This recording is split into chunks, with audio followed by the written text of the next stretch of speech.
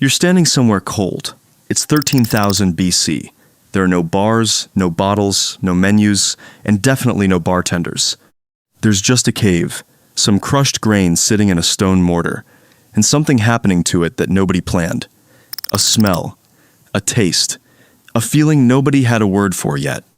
And somewhere in that moment, without knowing what they were doing, ancient humans stumbled into something that would show up at every funeral, every harvest, every gathering, and every celebration for the next 13,000 years. Alcohol.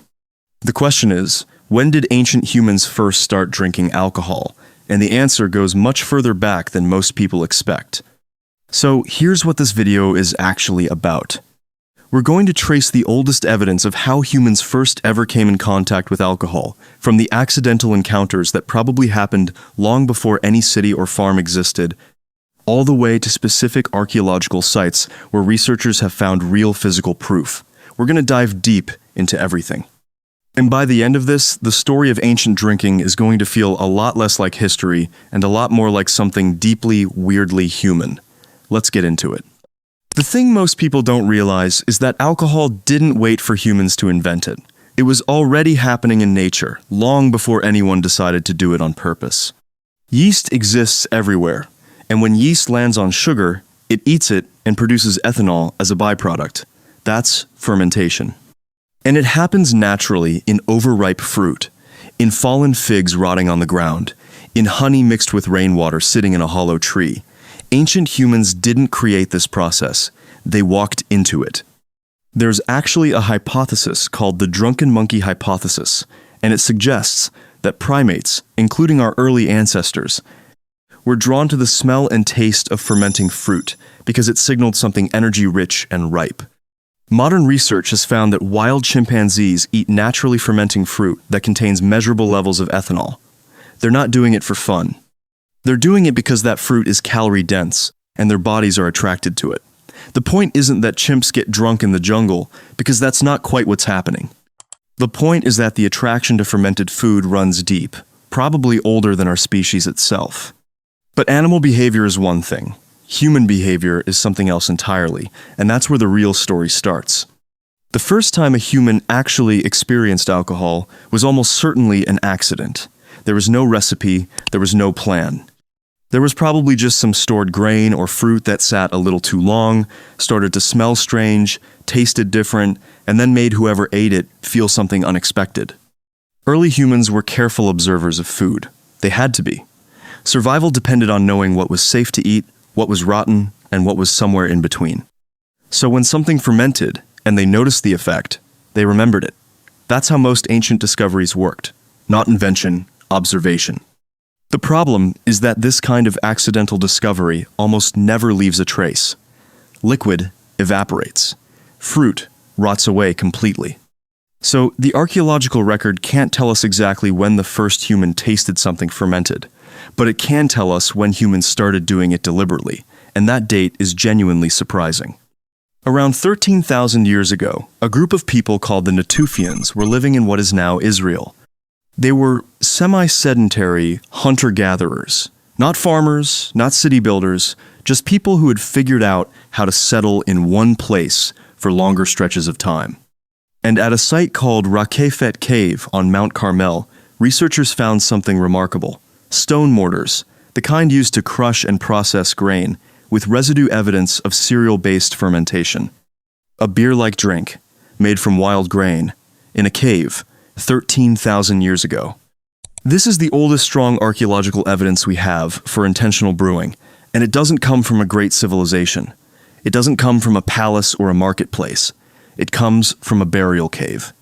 Because Raqefet wasn't just a living space. It was a place where the Natufians buried their dead, and the evidence for this fermented drink sits right in the middle of that ritual context. Researchers who studied the site connect the brewing activity directly to ritual feasting, gatherings around death and memory, where a fermented drink may have been part of how these people marked the occasion. Think about what that actually means. The oldest confirmed brewing site we know of wasn't a tavern, it was a funeral. The first drink may have been less about fun and more about belonging, about gathering together around something that mattered and sharing something that made the gathering feel different. That's important, But the story doesn't stop there. Because Raqefet Cave is just one location, and what happened next shows that this wasn't a single isolated discovery. Around 9,000 years ago, on the other side of the world in Henan Province, China, people at a site called Jiahu were making a fermented drink of their own, and we know this because of pottery. When ancient liquids sit inside clay jars long enough, the organic compounds absorb into the walls of the vessel. Thousands of years later, researchers can analyze those residues and figure out what was in there. At Jiahu, the University of Pennsylvania confirmed a mixed fermented beverage made from rice, honey, and fruit. Not grain-based like the Natufian drink, not grape-based like what would come later. Something different, built from whatever local ingredients were available, fermented in clay jars by people who had figured out the same basic process completely independently. This is one of the most interesting things about the whole history of alcohol. It wasn't one genius invention that spread across the world. It was a repeating discovery. Different people in different places, working with different ingredients. Rice here, grain there, honey somewhere else, and all of them landing on the same basic outcome. Something that tasted different, lasted longer than fresh food, and did something to the people who drank it. Then, around 8,000 years ago, in what is now the country of Georgia in the South Caucasus, early farming communities were making grape wine.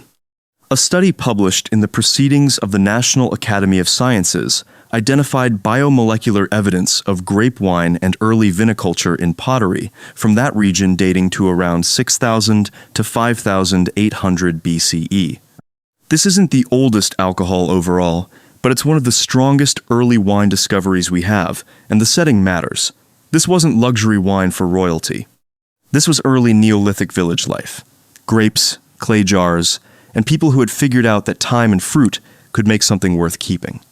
So if you want a rough timeline, it looks something like this. Natural fermentation in fruit and honey was probably happening long before humans fully understood it, maybe hundreds of thousands of years before any archaeological evidence. Then around 13,000 years ago, you get Raqefet Cave and deliberate cereal-based brewing tied to ritual. Around 9,000 years ago, Jiahu, in China, with a mixed rice and honey drink. And around 8,000 years ago, early grape wine in Georgia, alcohol wasn't invented once. It was discovered over and over again by different people in different corners of the world using whatever they had. And here's where it gets genuinely interesting from a bigger picture standpoint. Some researchers have suggested that brewing may have actually played a role in the shift towards settled life and early agriculture. The idea is controversial, and nobody is claiming alcohol-built civilization, but the connection is worth thinking about. Fermenting grain requires planning. You need to gather enough of it, store it, have containers, and give it time. It's a group effort. And Raqefet Cave is fascinating precisely because this was happening before full farming societies existed. These were foragers, doing something that required foresight and coordination. Maybe humans gathered not just to survive, but to share food, ritual, and identity, and fermented drinks were part of that.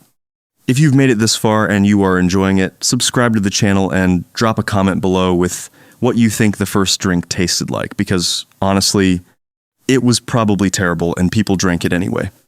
So what's the actual answer to when ancient humans started drinking alcohol? The honest answer is, we don't know exactly. Natural fermentation was almost certainly encountered long before we can prove it. But the strongest archaeological evidence we have right now points to around 13,000 years ago at Raqefet Cave, where people were deliberately brewing something grain-based in a ritual context. And from there, the evidence keeps building. China, Georgia, and almost certainly dozens of other places we haven't fully excavated yet. Ancient humans probably discovered alcohol by accident first, and then slowly, deliberately figured out how to make it happen on purpose. Before cities, before writing, before most of what we call civilization, they were already gathering together, crushing grain, letting it sit, and sharing something that made the night feel a little different. So the next time you hear someone say alcohol is a modern problem, you can tell them it's actually a 13,000-year-old tradition. And the more we look at ancient humans, the more modern they start to feel. Thanks for watching, guys, and make sure to watch these interesting videos as well.